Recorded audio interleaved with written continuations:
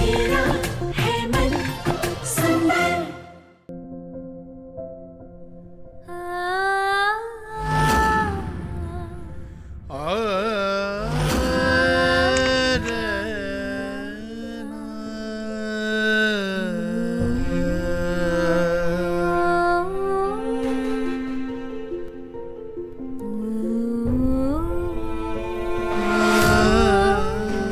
क्यों ना अर्जुन, क्यों खुद को इतनी तकलीफ पहुंचा रहे हैं? आप तो अपनी जिंदगी में आगे बढ़ चुके हैं ना, फिर आप खुद को इतनी तकलीफ क्यों दे रहे हैं? आप खुश हैं? भला कोई खुश इंसान अपने आप को इतनी तकलीफ, इतना दर्द क्यों देगा?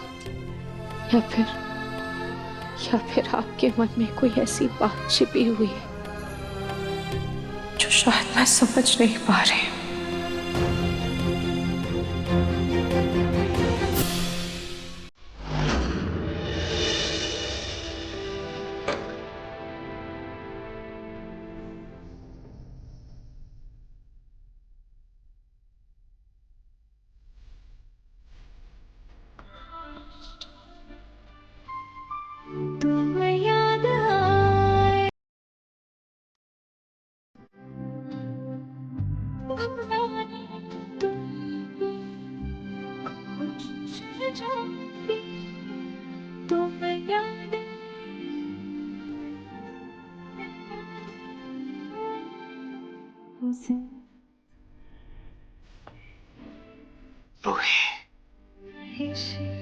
गुजरी दिनों को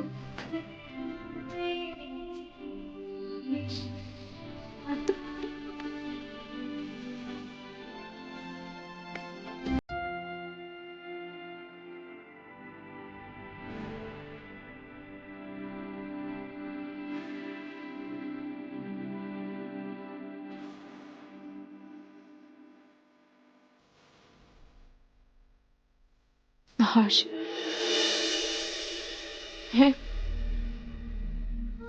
मैं आपकी खुशी के लिए आपसे दूर गई हूं। आप प्लीज खुद को ऐसी तकलीफ मत दीजिए, क्योंकि चोट भले ही आपके हाथ में लगी हो, पर इसका दर्द मुझे हो रहा है।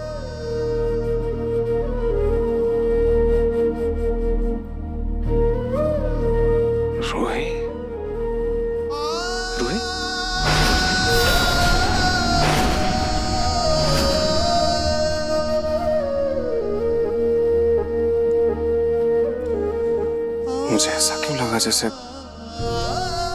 रूही यहीं थी मेरे पास।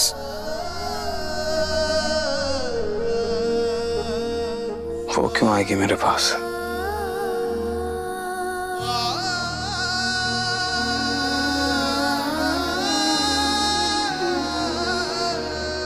ये पट्टी मेरे हाथ में, ये पट्टी किसने बांधी? क्या सच में रूही आई थी?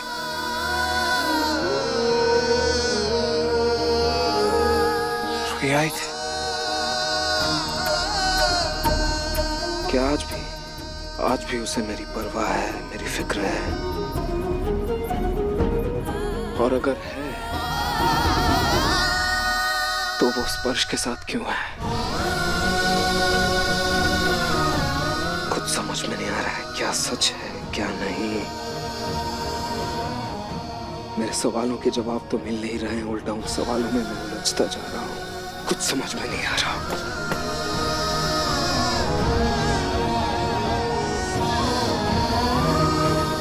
इतनी परवाह।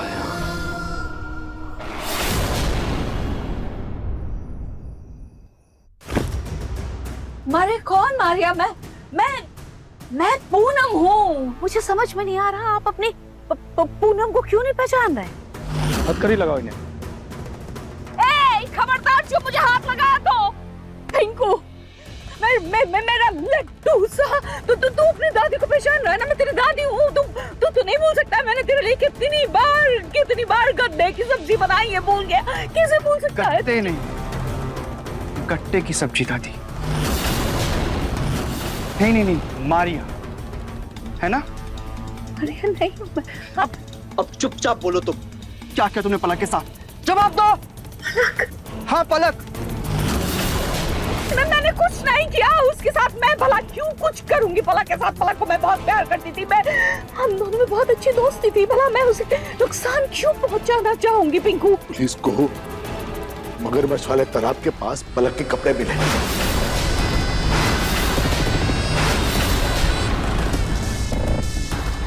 मेरा यकीन कीजिए, मैंने कुछ नहीं किया है। मैंने पलक को कुछ नहीं किया है। मैं निर्दोष हूँ। दुआ करो कि पलक मिल जाए, वरना क्रिमिनल तो तुम हो ही, बॉडी मिलने पर मर्डरर भी बन जाओगी। फिर तुम्हें फांसी से कोई नहीं बचा सकता। हथकड़ी लगाओ। कुछ नहीं किया हमें। मेरी बात पर यकीन कीजिए, मैं पूनम हूँ। मैं हम तो मेरी बात पर यकीन कीजिए ना। मैं ये तस्वीर आपके सामान के साथ मिली है मारिया। इंस्पेक्टर साहब ले जाइए इसे। चलो। पिंकू बेटा, मैंने कुछ नहीं किया पलक के साथ। मेरी बात सुनो।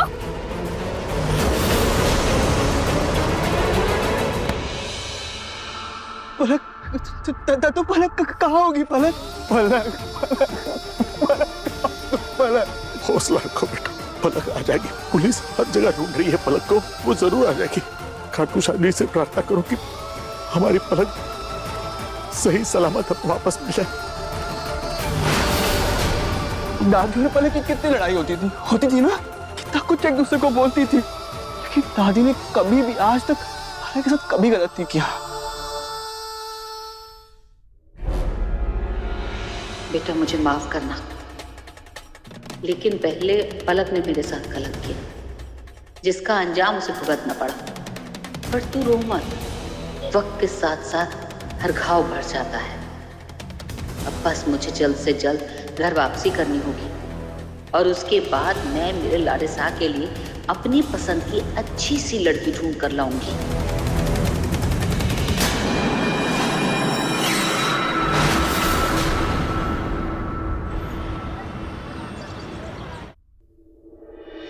दादी, आरती।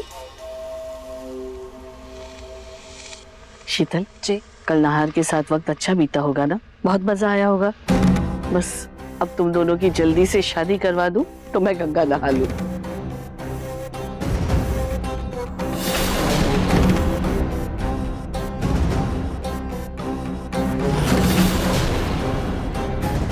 पता करो जरा, कल नहार जी सच में मेरे करीब आ रहे थे और रूही को जलाने का सब नाटक कर रहे थे।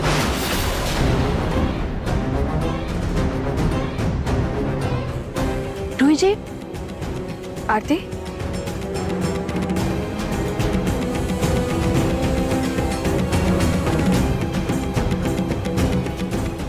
नाहर जी, आप आरती तो लेंगे नहीं तो प्रसादी ले लीजिए।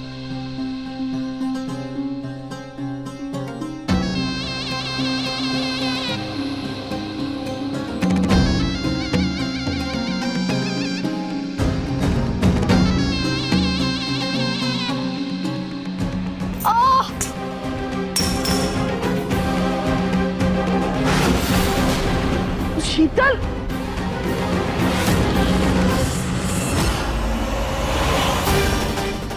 शीतल, क्या हुआ? तुम गिर कैसे गई? देखा ना, चोट लगा लेना तुम्हें। इधर आओ, यहाँ बैठो। बैठो, देखा ना? कोई बात नहीं, मैं ऑइंटमेंट लाता हूँ, लगा दूंगा। हाँ, एक सेकंड। क्या करती हो? ऐसे कहाँ देख के चल रही हो? देखो चोट लग गई ना। रूही के सामने आती नाहर जी ने अपना रवैया बदल लिया।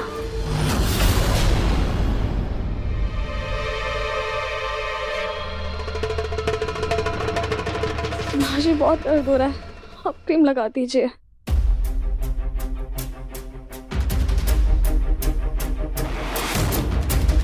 नहार, दवाई लगाओ ना। अरे मुझे याद आया, मेरी एक बहुत इंपॉर्टेंट मीटिंग है, मुझे ऑफिस के लिए रेडी होना है। दादी, दादी ये क्रीम आप लगा दो। मैं मुझे रेडी होना है ऑफिस के लिए। प्लीज, प्लीज, शीतल लगा लेना। मेरा शक अब पूरी तरह से पक्का हो गया। नाहर जी कोई प्यार व्यार के जाल में नहीं फंसे हैं, वो सब कुछ नाटक कर रहे थे रूही को दिखाने के लिए। ना शीतल, मैं लगा देती हूँ। दादी मैं खुद ही लगा लूंगी, आप रहने दीजिए। अरे मैं लगा लूंगी। माँ जी, हाँ, ये शीतल को क्या हुआ? गुस्से में दिख रही थी। गुस्से में नहीं है वो गिर गई ना, उसे चोट लग गई हाथ में, इसीलिए थोड़ी चिड़चिड़ा रही है। ओह अच्छा। माँ जी मैं क्या कह रही थी, मुझे ना आपसे कुछ बात करनी है। बोलो। नहीं, यहाँ नहीं, कहीं और। हाँ बोलो, क्या बोलना है? अरे भाई हो तो जरा हाथ भी दबा दो। हाथ क्या, मैं तो गला भी दबा दूं। क्या? वो माँ जी, हाँ माँ जी मैं तो ये कह रही थी कि आपका सिर भी दबा देती हूँ। माँ जी आप पहले मेरी बात ध्यान से तो सुनिए। बोलो। माँ जी मानो कि रूही को ऐसा लगता है कि नाहर और शीतल एक दूसरे के बहुत करीब है, बहुत जल्द उन दोनों की शादी होने वाली है। लेकिन माँ जी सच तो ये है कि नाहर और शीतल के रिश्ते पर अभी तक कोई मोहर नहीं लगी है और मुन्नी के बहाने रूही पूरे घर में इधर उधर मंडराती रहती है। माँ जी कहीं रूही फिर से नाहर को अपने प्यार के जाल में न फंसा ले। सोनी साफ साफ बोलो, क्या चाहती हो? क्या जल्द से जल्द हम नाहर और शीतल की शादी करा दे? माँ जी वो तो मैं चाहती ही हूँ। माँ जी मैं तो बस ये कह रही हूँ कि जब तक नाहर को पूरे तरीके से ये यकीन ना हो जाए कि रूही स्पर्श के साथ जिंदगी में आगे बढ़ गई है, नाहर किसी न किसी बहाने माँ जी शादी टाल देगा। हाँ तो नाहर को यकीन दिलाने के लिए मैं क्या करूं? ब्रह्मा जी को धरती पर बुलाऊं या मैं खुद अपने सर के बल खड़ी हो जाऊं? माँ जी हमें बस स्पर्श और रूही को एक साथ रखना होगा। माँ जी अगर स्पर्श ज्यादा दिन तक रूही से दूर रहा ना तो नाहर को ये यकीन हो जाएगा कि उन दोनों के बीच कुछ भी नहीं है। बात तो यही सच है ना, उनके बीच कुछ नहीं है, तो फिर भला वो दोनों एक दूसरे के साथ क्यों रहेंगे? आप कुछ सोचिए ना माँ जी, या फिर हमें कोई ऐसी मजबूरी पैदा करनी होगी जिससे वो दोनों साथ रहने पे मजबूर हो जाए। मन सुंदर रात 8 बजे दंगल टीवी पर।